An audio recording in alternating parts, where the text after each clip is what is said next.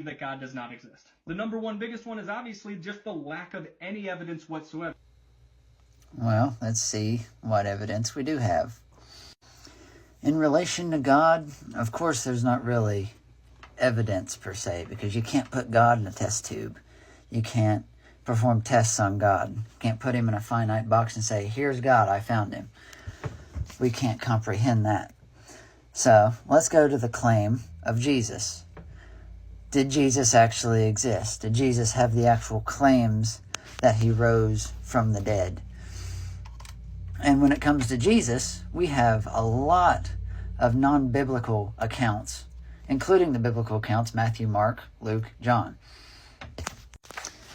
We have people like Thallus in 52 AD, Tacitus in 56 to 120 AD. Let's see here.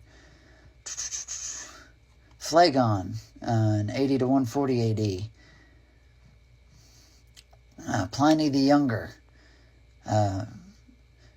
Suetonius. Lucian. Celsus. We also have Josephus. The Jewish Talmud even writes of Jesus. And personally, I believe the Jewish writings to be more telling. And that is just because, well, they didn't believe Jesus was actually God. They thought he was a liar. So why would they put such importance in writing him not only in historical writings, but in the Talmud itself? So since we've kind of established the fact that Jesus seems to be a real person, now let's see what it says about him being deified, or being deity. The main sources we have for that, again, is the four Gospels, Matthew, Mark, Luke, and John.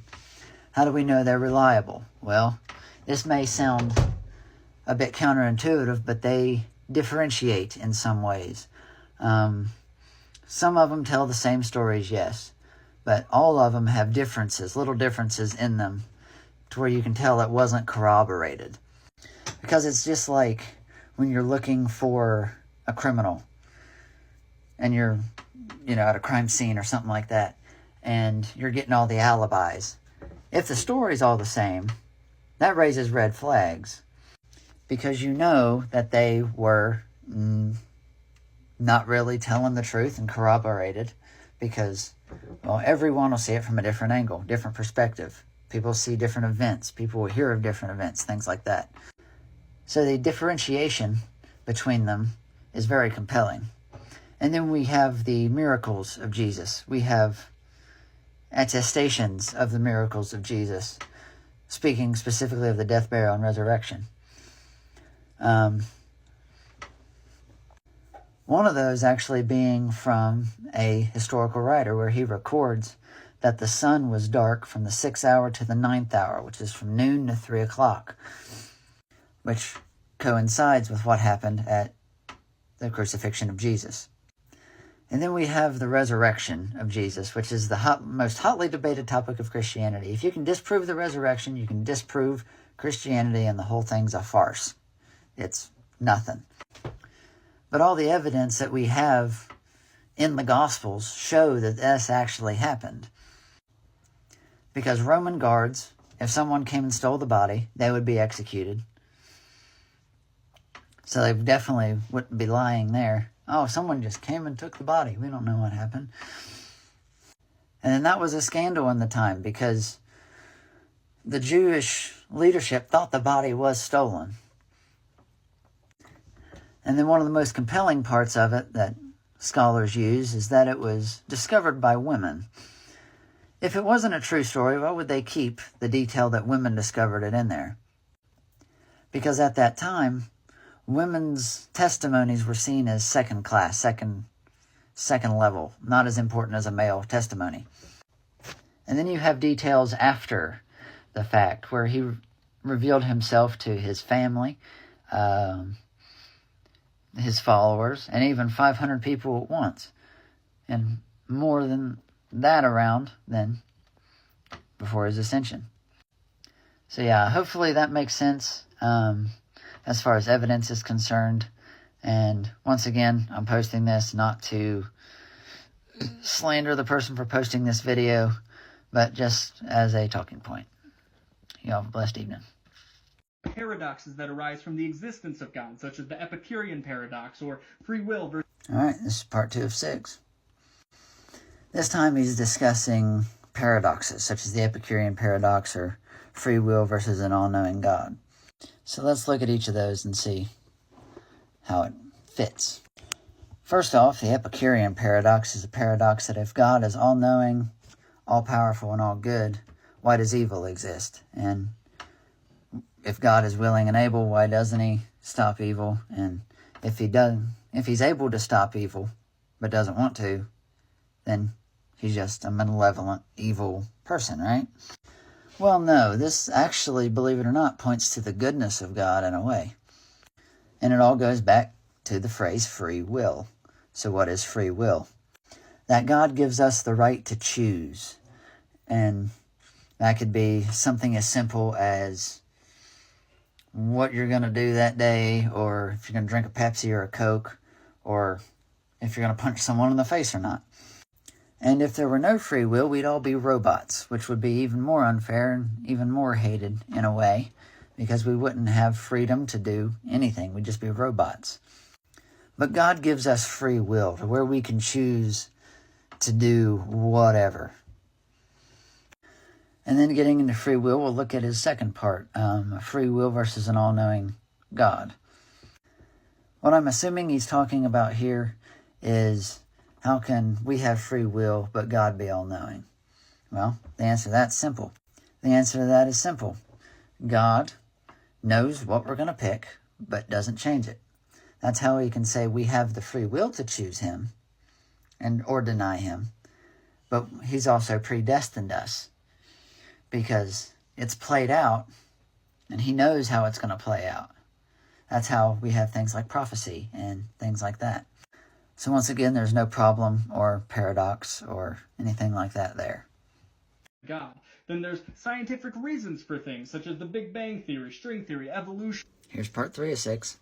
So, big topic of science versus the Bible. Do they actually conflict? I'm going to say no, and I'm going to tell you why. First of all, there definitely has to be a creator. Anyone that has ever seen something that's intricately designed, like a phone or something like that, knows there's definitely a creator. It didn't just happen. So seeing something more intricate like life form, there's definitely a creator behind it.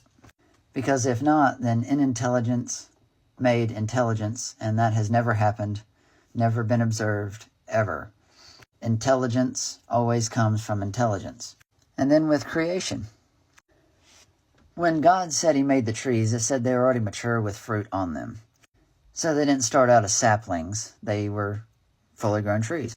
Who's to say God couldn't do that with the world? Although it's 5,000 to 6,000 years old, it could appear to be a few billion. Then there's the problem of evil. Now here's part 4 of 6. So now we have specifically the problem of evil.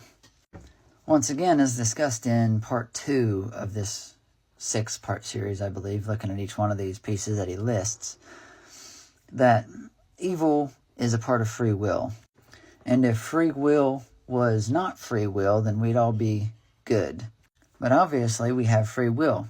So everyone has the ability to choose whether they'll be nice when they're driving, or they'll try to run someone off the road, or they'll give a tip at Starbucks or whatever, or they won't.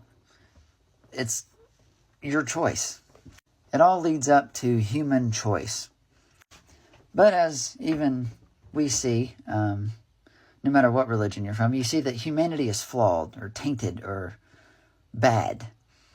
And that problem is just called sin. And that is anything you do wrong.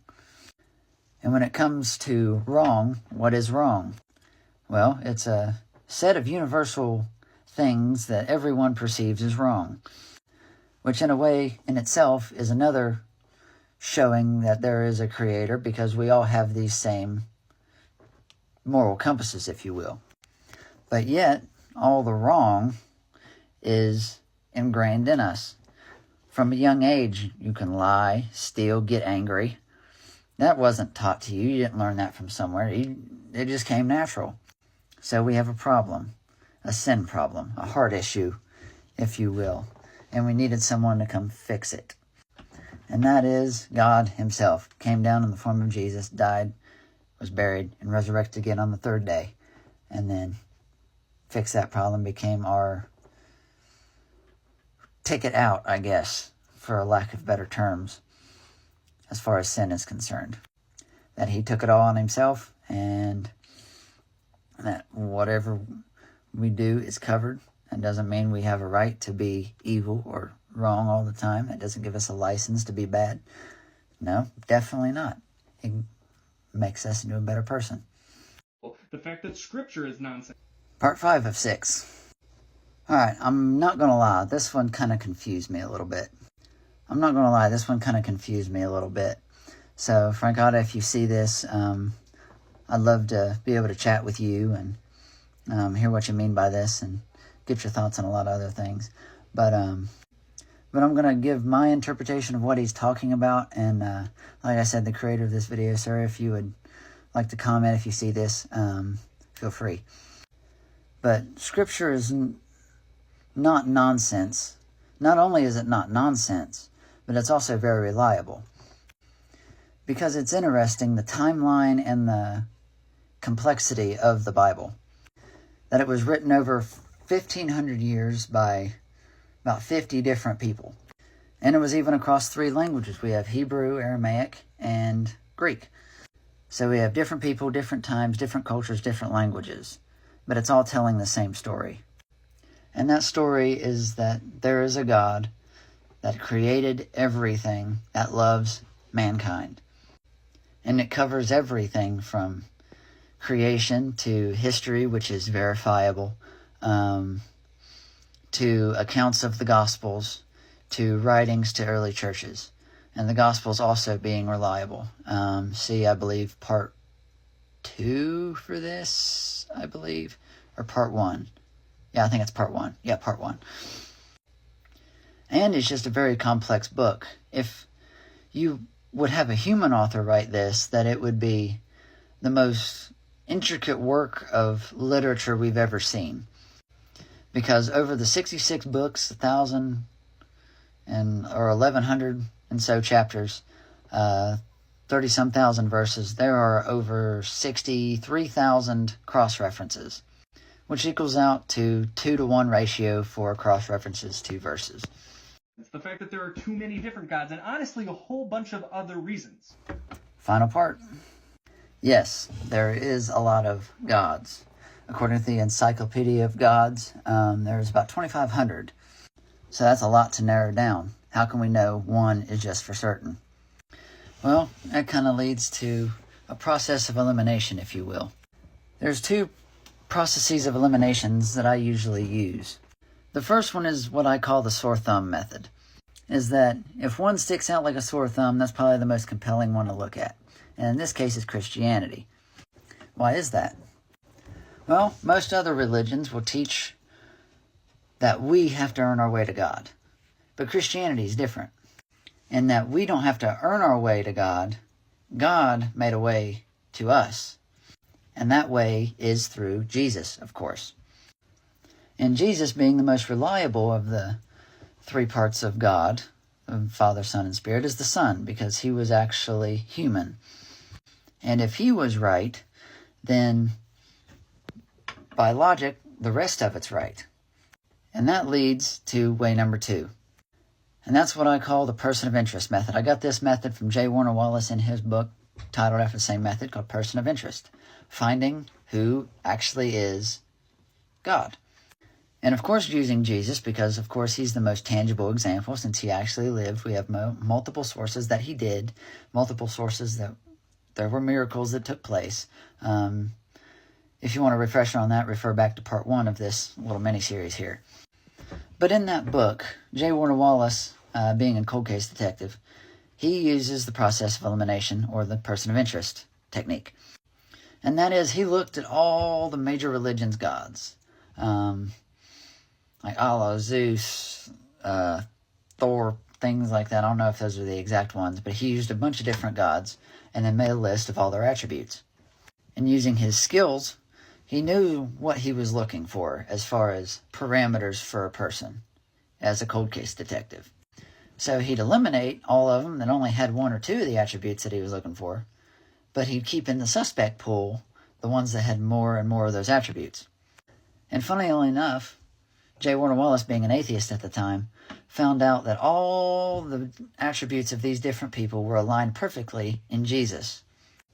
Of course, using the reliability of Scripture, as Scripture is indeed reliable.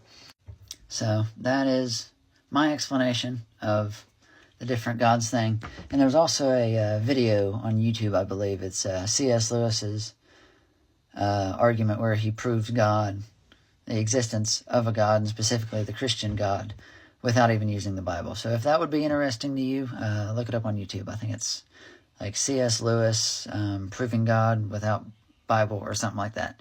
So, yeah, hopefully you learned something.